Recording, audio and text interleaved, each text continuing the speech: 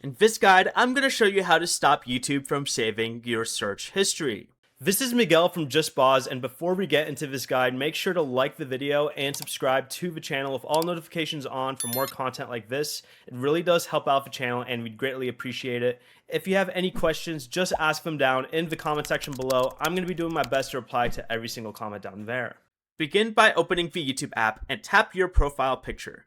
Next, select the settings cog in the top right and tap Manage All History under the account category.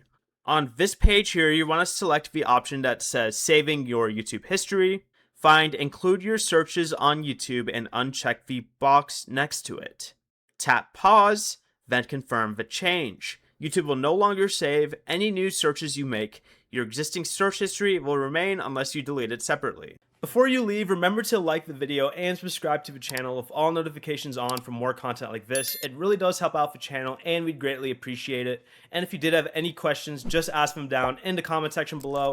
I'm going to be doing my best to reply to every single comment down there. Peace.